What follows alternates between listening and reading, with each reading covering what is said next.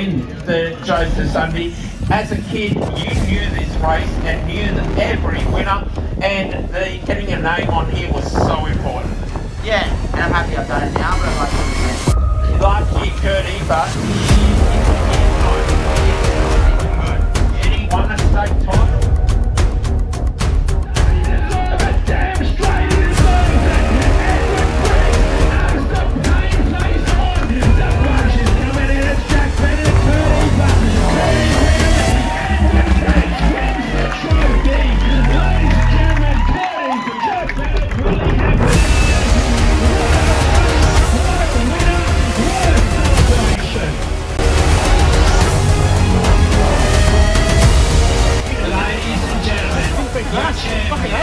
Joseph Sunde Memorial winner, Edwin Britts.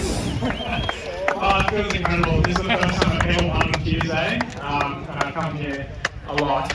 And yeah, just opportune moment, made the most of it. And sorry to Phil, he was working just as hard as I was, but had to be one of us. Well, look, I am eating my humble pie. I literally alluded to that case for making a mistake, banking on you in a sprint against Bill Lucas. But you didn't need a sprint.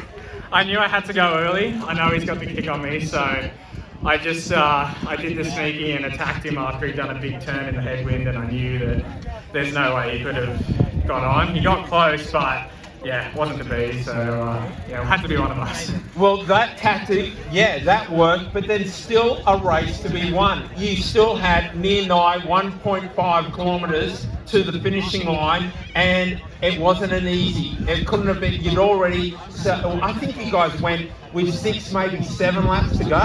I don't know. I felt like there was 8 on the board when we went away, but yeah, it would have looked very silly if I was the one dropped. But yeah, I just yeah, I saw the boys blocking it for me, and I was just riding super hard for them, and yeah, just so happy to take it out. I know on the back straight you've got that tailwind with the sub lead, but I know you're still pushing massive watts, just getting as much speed over the pimple. But when you turn into this straight, and you know it's 300 metres with a headwind, and you know you've got the gap, but in your mind it must have been, can I do it? Yeah, I mean, in my mind it was, can I do it right here with 2 laps to go? I was thinking, oh my God, I'm in a bad spot here, but yeah, you just dig deep and you don't think about it, and then you just, yeah, you put your head down, you get it done. At coming in the straight halfway up, you took a sneaky look and you go, I can do this. I can ride. I don't have to go too red. I can get to this line. You knew that Curtis was going to be flying at you, but you could celebrate it. Boy, your first Tuesday win, and it's the Joseph Sunde Memorial, Edwin Britts. Yeah, there's some big names on that trophy, so I'm pretty humbled to have mine against them. So yeah, just an amazing feeling. Yeah. Well, there's another big name. The name's Edwin Britts, and we're going to celebrate it, mate. Congratulations. Thanks, mate. Thank you. And after hearing the emotional Edwin Britts, we welcome you to the Tuesday Night Heffron podcast, one of the monuments, hence the formal occasion that I bring to this evening's podcast. I'm your host for tonight, Alexis Kaless, and of course we have a man who perhaps was the Charlie's commentator of the year with Paul Kraft, with the performance he gave on Tuesday night. Good evening, Paul. Yeah, it was pretty big, eh? Before your intro, why the hell are you wearing a suit? You gotta explain better than it's just because of the Joseph Sunde. Well, some nights you're riding bicycles, and other nights you're off to see the magic flute in the opera this evening. So nice to keep it all formal. But of course, continuing on though to John Sunde, a man who has lost so much, but also has given so much back to the cycling community. John, thank you for being part of the show this evening, and what a wonderful night it was on Tuesday night for the Joseph Sunde Memorial.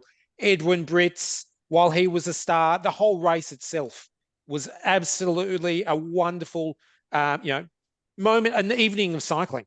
It certainly was, and thanks for the intro, Alexi, and welcome, Crafty. And we did notice you gave yourself a big pat on the back with the commentating on Tuesday night, and you most probably deserved it. But yeah, you're so right, Alexi. What a special night. And it just gets bigger and better each year, and it has a momentum and movement all of its own. So many supporters come down. Normally on a Tuesday night, we've just got the guys who turn up and race and a couple on the sideline. But on Tuesday night for the Joseph Sunde Memorial and the Anthony Spurgeon Snr Memorial, everyone's girlfriends, wives, partners, they're all there. And that's what makes and children too. And that's what makes the night so special. So, Paul, what happened on Tuesday night for the Joseph Sunde Memorial? Yeah, a lot happened. Being a scratch race, it totally changed the dynamics of a Tuesday night. It allows for more attacks and more efforts that can destroy your chances of winning the race, but you go for it anyway. And John, we saw a lot of early moves. They all had impact, but were eventually unsuccessful. Yeah, they didn't really stick, but there was plenty of animation. The other thing that changes the dynamic of the memorial race and the trophy race, I guess, is other conditions. And on Tuesday night, we had this massive southerly. So all the way down the straight, you had that massive headwind. And I thought in the opening laps that in the elite race, they didn't look as fast as normal. And of course, they weren't because they were battling the headwind. But yeah. And I was going to say that also lends itself perfectly when they lull a little bit for riders to go on the offensive. And we saw a lot of that. Yeah, look, in my racing, when I start hearing a bunch saying no one's getting away today, it's going to be a bunch gallop.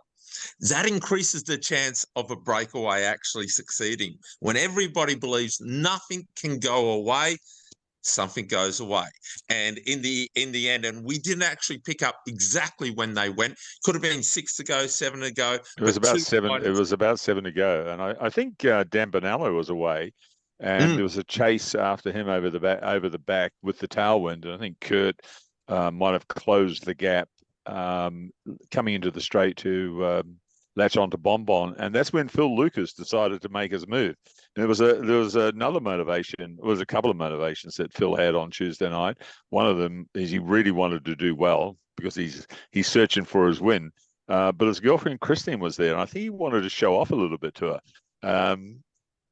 Yeah, he did a good job. He did a good job right up until he didn't. He was doing so well, and he really did.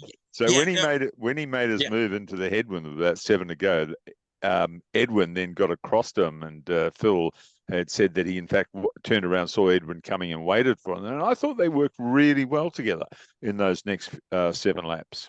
Yeah, with about 4 to go, I think the gap was about 20 seconds almost. It was, and it was stabilized at that. I didn't really pick him up, and the reason I don't see what was happening with exactly 7 to go is I was at that time focusing on the closing laps. Anthony Spurgeon Memorial, which was in its dying laps. So I picked him up guaranteed with 5 laps to go. Prior to that, there were a lot of ZCC attacks. Even on the first lap, Phil Lucas had a big move, a really big move. Danny Rickards had a big move as well. Brad Mills was omnipresent throughout the whole race. Dan Bonello, boom, away. And Lucky Harrigan. Yep, and I've got even Cam Fraser. Cam Fraser, red hot go. Yeah, there was so many, but the 2 of them got away. They worked really, really well. And Alexis, at this stage, we'll talk about the Anthony Spurgeon later, but you were sidelined, so you got to see a lot of it. And you would have heard me say multiple times that the 2 juggernauts of teams were butting heads. And both of them believed they had the winning rider in the break.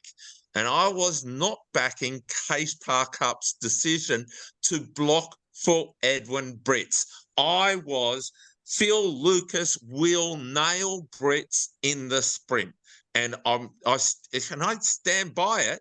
But it was reasonable. It was a reasonable pick. Phil's hunting for that elusive win after he was denied a couple of seasons ago by his own teammate. Edwin, his results at Heffron, 0. way. Yeah, you would have heard in his interview, his first ever win. Alexis, you were there. You got to see it all. So I was wondering whether, with ZCC throwing so many riders up the road early in the race, was there a chance to try and soften up Kurt Ether to try and deliver the win for Bennett? Or do you think it was more ZCC going, we'll play all our other cards, and then when it comes down to one-on-one, it'll be Bennett versus Ether. They can roll the dice there. I think you've got both strategies right. They knew that if it was just a standardized race and Kurt Ether and Jack Bennett went to the line together, well, we know what the outcome was going to be. You'd agree, Alexis? I will, yeah. Look, I'd be backing Phil for there. And then I think on the night, when it came down to, he just did the double turn on the front, and that allowed Edwin to, to make his move, be the assassin. It was interesting, though, having the Case Park up and then also the ZCC rider up front. It was like both of those teams with Kurt and Jack there, you basically got the silver or the lead. Because one of them is getting the bullet from their teammates if they didn't win on that night. And I think Phil, he so wanted that win. And at the end, he has to roll in and just go, didn't work out there, fellas. When Edwin attacked, and I missed the initial part, I saw it. it was I'm going to guess it was a what bomb, because when I looked, and in my commentary, I was keeping a little bit of a secret. I was saying he's got 5, he's got 8, he's got 9, it's 10. The truth was it went 15 straight away, and it didn't stop. You saw that, John. Yeah, certainly did. So I think Phil had it in his mind. Not only were his teammates backing Phil for the win in the 2-up sprint, Phil was backing himself as well. And it was a fair call. Edward's not renowned as a sprinter. Phil has done the massive turn down the straight into the headwind. He's most probably thinking, I'm going to sit on Edwin with the tailwind, and then I'm going to hit him again, and I'm going to win this. Edwin's thinking, if I go to the line with Phil, he's most probably going to roll me. When he swings up, when he's just about to swing up, and he did so, Phil swung up just across the finish line at the bell, that's when Edwin hit him. He hit him early, hard, and Phil had no answer, just no response, as you can imagine. And as Phil had paid the price because he'd looked back and he'd seen Lockie Harrigan and Cam Fraser making that attempt to bridge across. He also then saw Brad Mills doing an absolute monster turn on the front. And I'm sure if you've seen Ollie's video, you'll see he almost does the whole lap on the front. And Phil was thinking, we've got to keep the pressure on here in order to stay away, because otherwise they'll catch us. Because then even at the end, that final lap, when Edwin hit the straight, Paul, what were you thinking? Yeah. Well, it was decided. He had it won. If we're talking about the bell lap or the final lap. Even the final lap. I actually thought it might come together, and we'll actually have, with 50 to go, Edwin might even get swept up.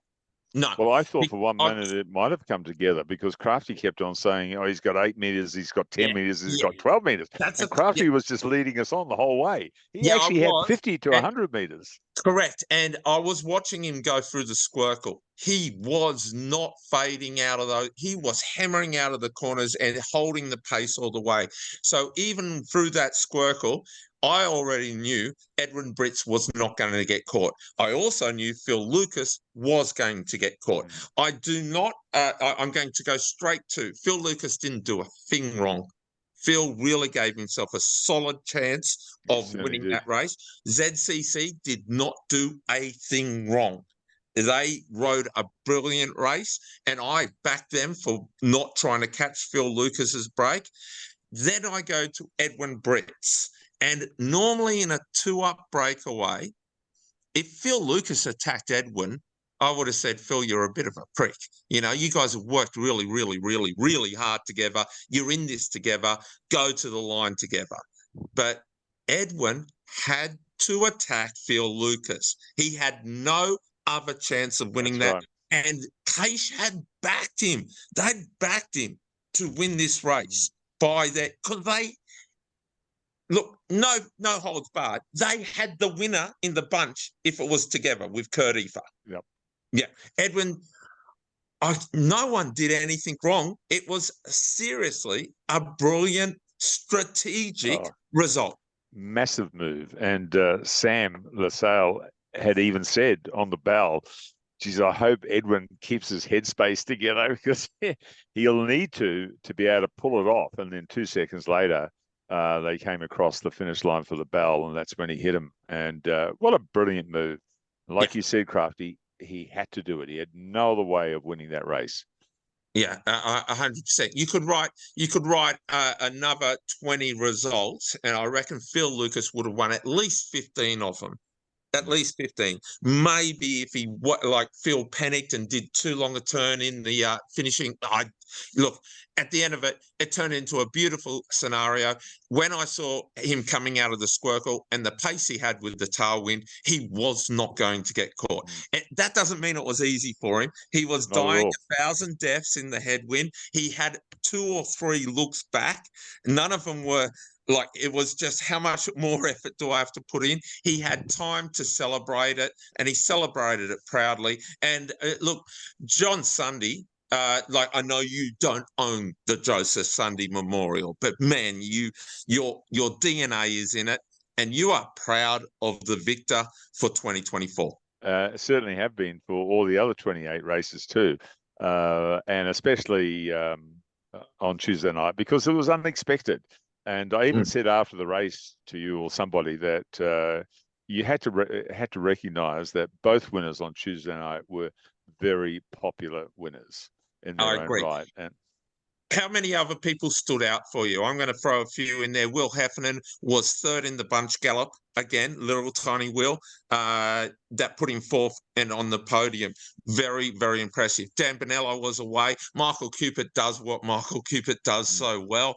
Then I go to Lucas Stevenson. Every time I saw him, he was 4th wheel in the bunch and he was pulling turns. He won the Anthony Spurgeon last year in unbelievable fashion. 12 months later, the little kid, he's in A grade. I was really, really impressed. We mentioned Cam Fraser. Who else have we got to mention? Brad Mills. Alexis, who else? I'm going to give Dave Evans, ageless Dave Evans, a call. Another finisher. 9th place was Riyadh, last week's winner of B grade. Oh my God! I mean, that's Riyadh, welcome to A grade, Riyadh. Well, because you won't be starting in B grade next week, bro. You had an awesome race, and he had an awesome. I think it's his choice, mate. Like, would have you without that result last week? At the would you be elevating him now? Well, he was knocking on the door, because let's not forget that in the trophy race before Christmas, he also started in the 20 lap race, and I think he was the only B grade finisher. But he's proved himself beyond a doubt that he's no longer a B grader. I think before we look at some of the other standouts, let's just watch the last 1 minute of Ollie Penny's race video, because I think that shows a few other standouts who raced along. So here we can see it now playing. So that's Luke Schofield there. Right. Jeff Rickards. Right. It's worth noting that at this point in time, we've got Phil Lucas and Edwin Britts are away. Hopefully, Alexis, do you get to see them at any point in time? I actually haven't looked that closely. I don't know. You must be able to see Edwin. Oh, maybe not actually, because I think Ollie finishes a little bit down, so might see him a little bit there. Braden just in front of they're gone. Cupid. But you see Chris Ling calling out there. So he leading massive. He rode massive. Who else is up the front there, John? Bonello, Bennett, and then who have we got? Is that Willie? Oh no, that must be Kurt. No, that's Braden. No, Braden Block comes surely here. I can't believe the kick that Dan Bonello has on him these days. And Braden, that's Braden Block on the left. Yeah. That's impressive ride by Braden Block. He got 6th. There's Willie Heff doing a little celebration there. But I think there was a couple of riders who I thought there. Bonello's kick, Braden Block sprint coming flying up the left hand there. And he did big work in the race as well. And he got in a little breakaway a few times as well. Braden's. It's unusual that we haven't seen Braden race too much. I think. Hey, that's an interesting point, because I just want to make a note of this. I was saving this for this race. Yeah. Congrats, Braden, for turning up and racing, because there are a bunch of other riders similar in age to you that come down to watch racing, but they never race, and it does my head in. What is with that? Oh, my coach said the race wasn't on my program. Freaking hell! What What a are you lot coaching of for? shit. Yeah, Hey, what are you being turn coached up for? and You're being race. coached to race. Yeah, It's a race. yeah, Don't turn get up your and head race. upset. I think there is a few people, and I thought Braden was fitting into this category, that was afraid to race, having been a season in Europe and people expecting him to be dominant coming back from Europe. And I think, look, the only person that truly cares about your results is yourself. Everybody else will accept any place you come in a race, but I'd rather see you in the event than not. Give it a go. So what if you get Have a dropped? go. It Exactly. doesn't mean Doesn't you're not matter. going to be. Don't You're care not that going to you have a did. bad season. Don't Yeah. care that you did efforts in the morning. I don't care that you did it. Hey, Yeah, Willie the Heff gym- rode to Waterfall on Tuesday afternoon, did 100K, came and raced, And Yeah. finished fourth. and finished fourth. I mean, that was him. I mean, he obviously got his Charlie's voucher and put that to good some use. That protein has obviously built a few extra watts into those legs. Fourth. Final word on said people not racing and training. They're training to race, but if no one's racing, who are you going to beat? Who are you going to beat? Because you need people in the event to beat. So go get as fast as you want, but come and be either somebody that is being beaten or you are beating. Yeah, let's get them there. So let's talk positive there. So podium on the night, besides Edwin, second place then was obviously Kurt Ether, third place Jack Bennett, fourth place Willie Heff, and fifth Bon Dan Benello, rounding out your top five. That's a quality field and a quality five. And nice colours on the podium, the 3 purple and the 2 white. And perfectly balanced from memory as well. You had the left and the right wing. It's like the 2-party preferred system. As I said, the 2 juggernauts of the teams, and a little bit on the back foot was Brad Mills's team. Yeah. Well, no. But he rode aggressive. Tom Bolton not there. Yeah, no, Tommy B. I just wanted to shout. Ollie Penny was definitely present, and thanks for the video as well. He was present in the sprint. Just want to shout out also to Millsy. I think it's like 25 years of racing the Joseph Sunde Memorial, and great to see Dom and the kids down there again, as always, supporting their dad and partner and supporting the event. So special mention to Millsy. Would he be the most prolific rider of the Joseph Sunde, or close call between him and Dave Evans? You reckon? Yeah, okay. Well, that's your homework.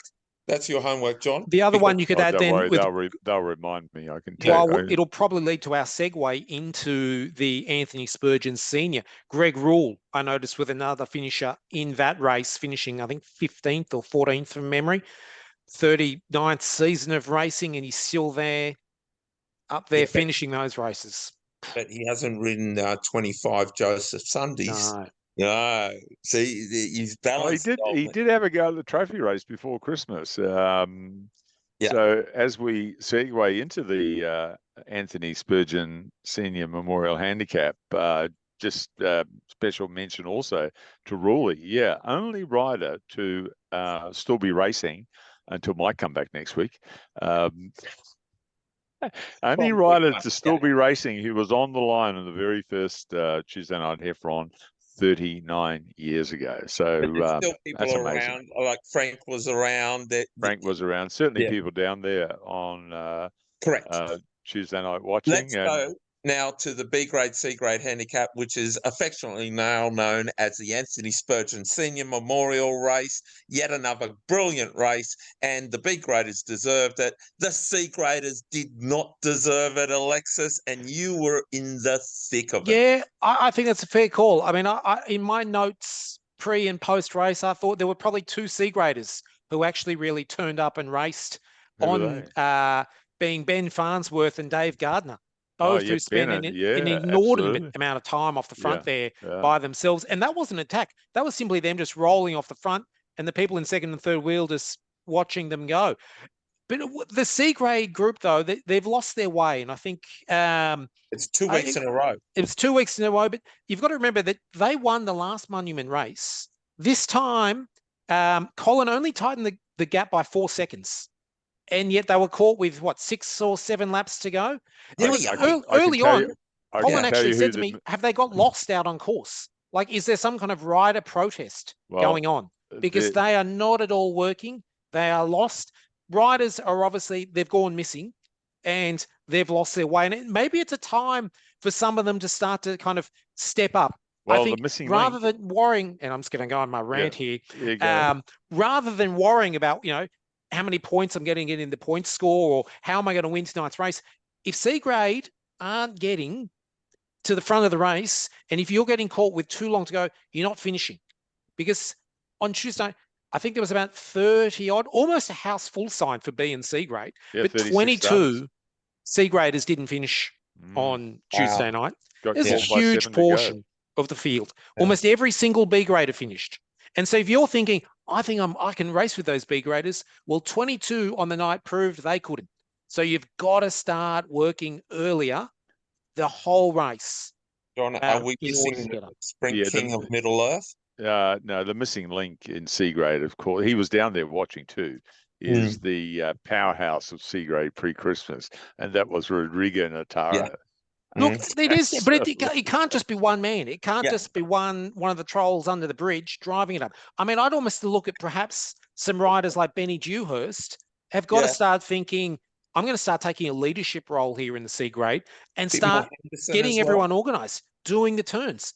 2 other riders, I thought Julian Arias. Julian. Yeah. Although he did get a shadow until B grade come along. Yeah. And then surprisingly, he's Frank Christian Quintero, who was on the podium in the last Monument, again, was on the sideline. out the back door early. Yeah, so let's finish up with C grade. I'm going to put in a couple of cents worth because then we can actually talk about those riders who were actually in the race. That being the B graders. Look, the C graders, you were there, come lap 4 into the race, you knew it wasn't working. You knew there is no hope for C grade, even if from that point onwards, lap 2 or lap 3 onwards, you guys started working like a well-oiled machine and were doing everything right. You had the damage was already done and everybody knew you were going to get caught.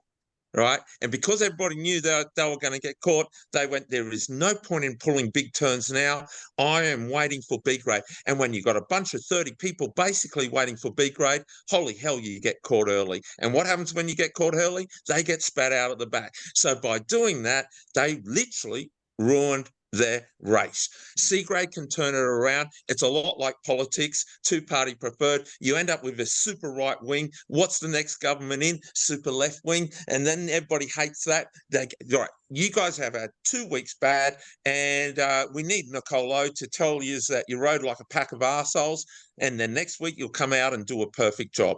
That's prediction. Now let's get to the race. Or, Alexis, you got more to add? No. I'm going to say, I think what we're seeing now in B grade is, I mean, I know previous weeks we've talked about Centennial Park doing a great job, but really at the moment, when I look through the results and when I'm watching that race, it's the rise of Randwick Botany.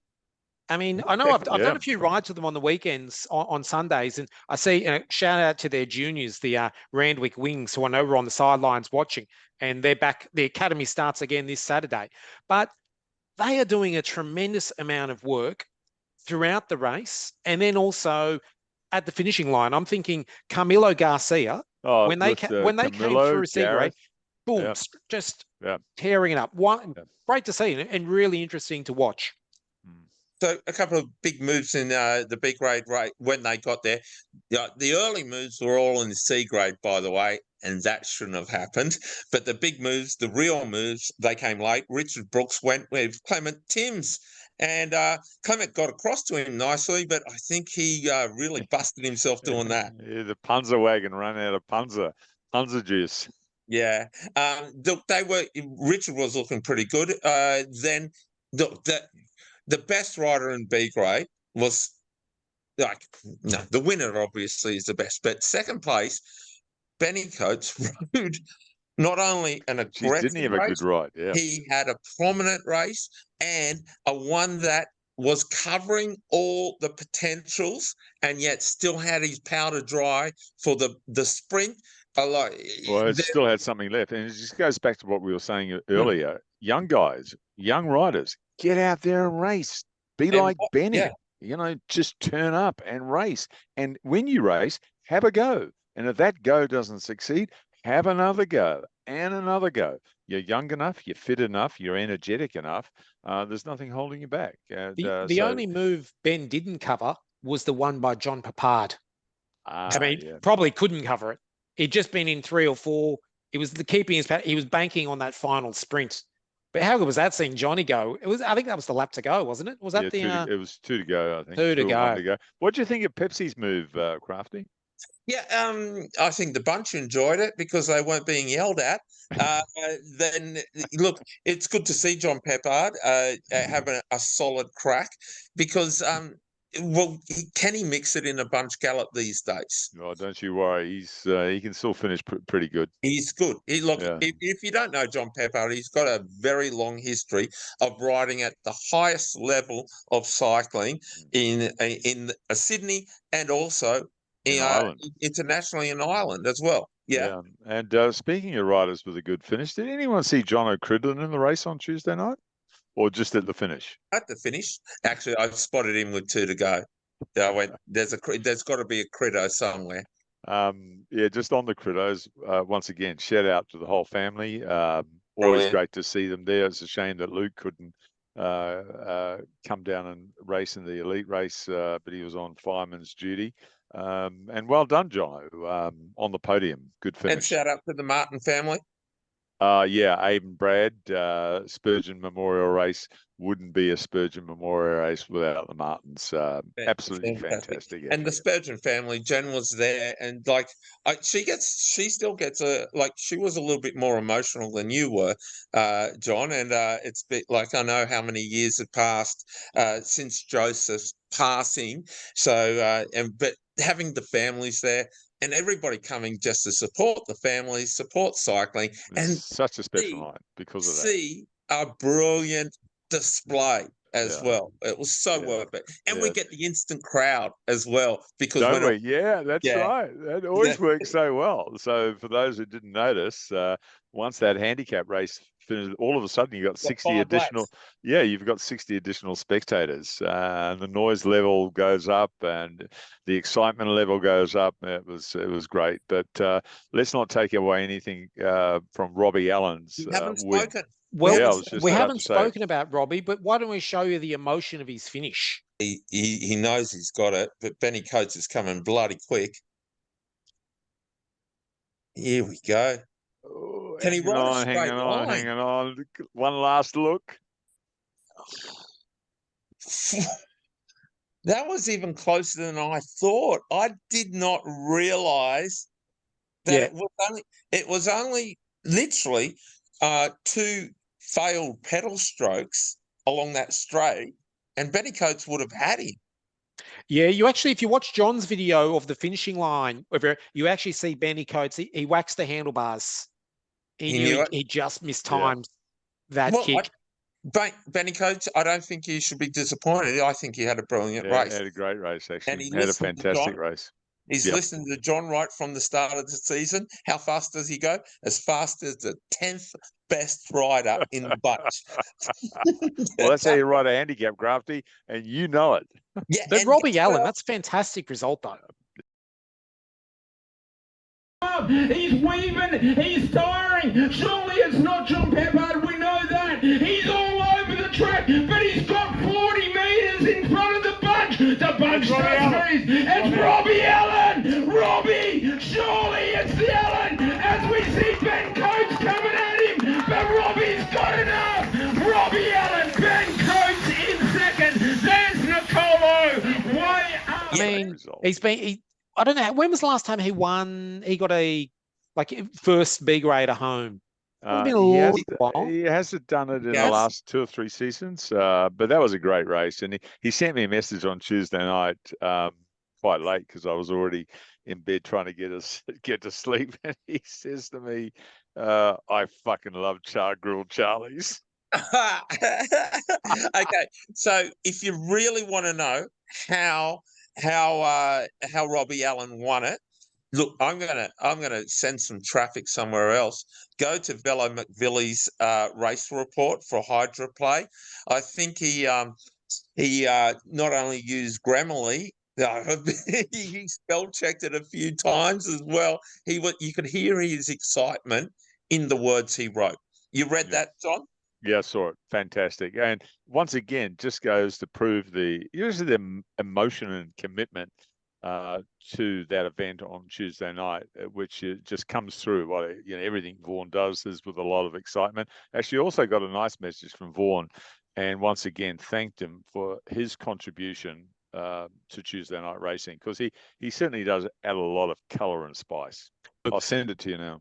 So Robbie Allen got the massive win. Apparently everyone's talking about how his dog, he'll be just as happy. I must admit, I got no idea what everyone's talking about there. Robbie was down there at 5 o'clock doing laps. The dog's chasing him around the circuit.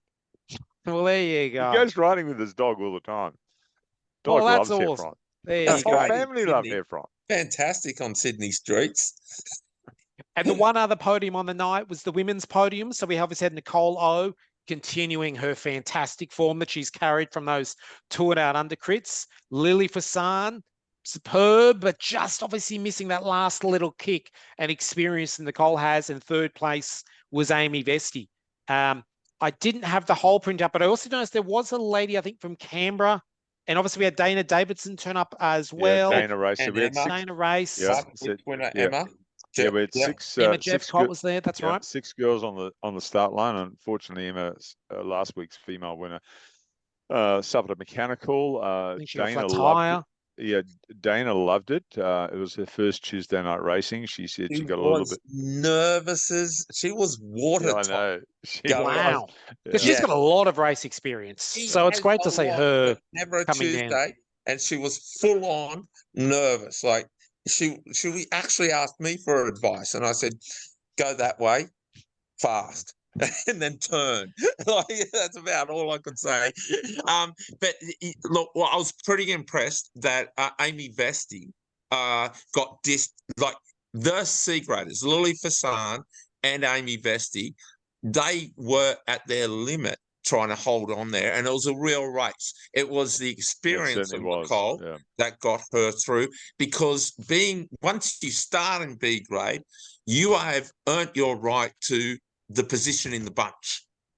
You know what I mean? That's right. Yeah. Yeah. And Nicole doesn't always enjoy a free run to the finish line. God, no. And on Tuesday night, B grade were big, strong, and she was in there and part of it. So that just goes to underline just how strong and her for ride Nicole, was. like, look, there really is no real massive advantage starting in B grade. She's putting herself at a disadvantage. It's a disadvantage. Yeah. But what her race pace was fast for the first 8 laps. They catch C grade.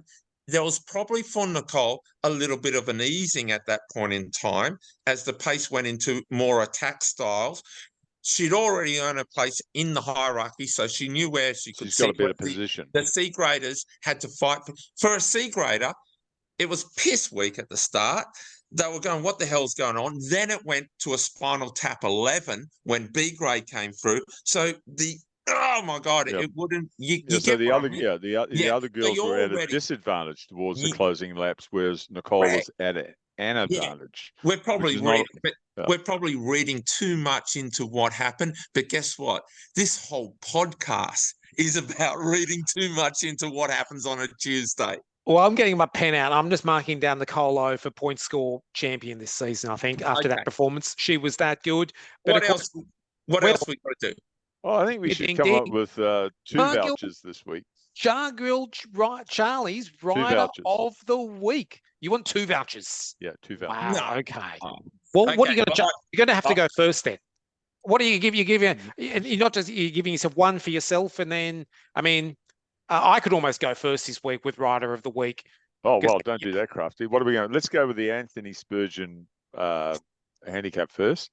I didn't think of it. I only had one char grilled Two chicken. vouchers. Two vouchers. Two Oh, vouchers. you've got Two races. Hey, All right, you've two races. Two You've vouchers. changed, John. You've Yeah. changed. Right. Going What was soft. that? What was that movie? The Bridge in Berlin. It's a Bridge of Spies. The Bridge of Spies. He said 2 prisoners, 2 swaps, 2 races, 2 Okay, vouchers. so Anthony Spurgeon, I think Benny Coates was the best rider in that race. Yeah, but I think Robbie Allen's already spent his Charlie's voucher from the sounds of things. Fair call. Oh, I see what you're saying there. Yeah, you don't want, and no one wants to disappoint Robbie. No. Yeah. So Look, okay. I think Benny's got it before, so I'll go Robbie in that one. Okay, so I'll put a vote in for Benny Coates, and you've gone Robbie. John Sunde. So that gives you me the are deciding vote. decider. Go for it. Well, I was thinking about this the last couple of days, and I was with I was on Robbie's side the whole way. Far out, John. I could eat a bloody chicken by the time you decide something. Come on.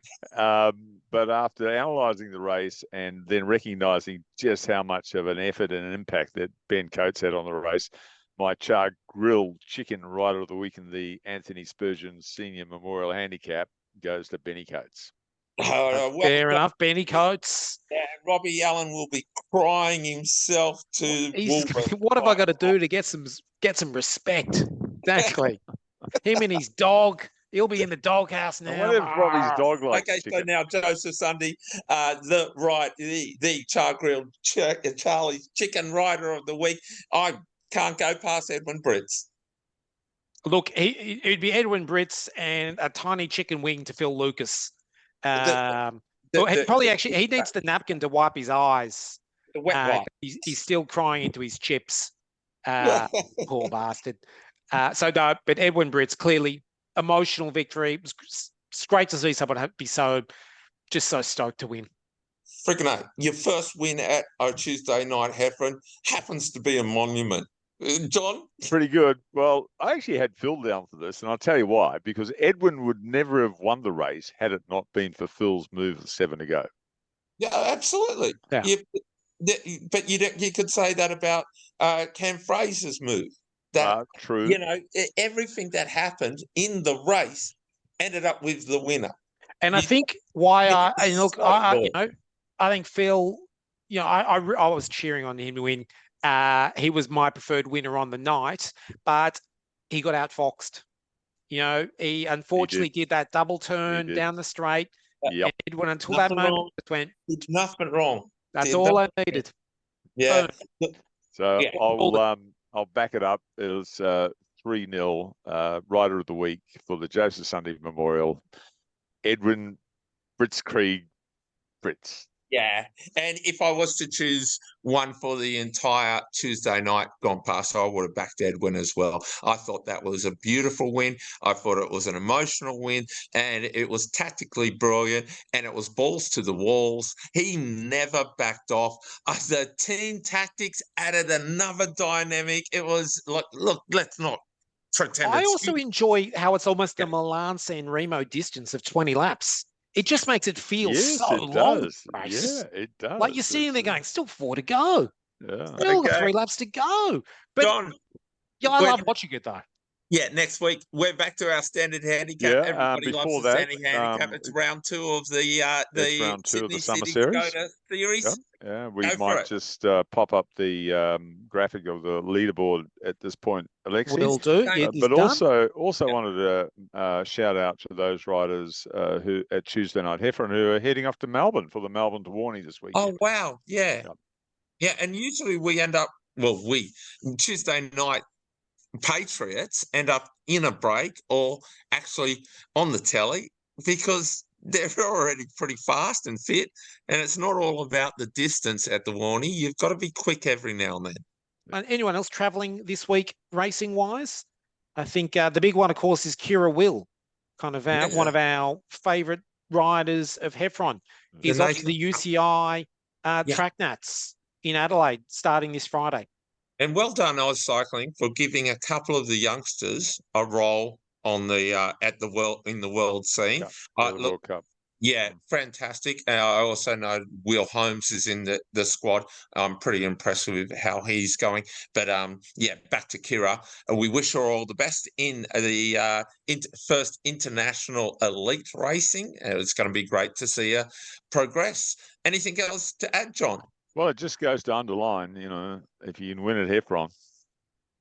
You can win anywhere, mate. Anywhere, as long as you win at Heffron. Yeah. And so with that last lap, I'm your host, Alexis Kaless. John, your final words? Well, firstly, to compliment you on your opera attire, dinner suit, very befitting of such a special race. On behalf of my wife, my children, and also on behalf of the Spurgeon family, thank you to everybody. Thank you to everybody that raced, came along and supported and supports us on the podcast.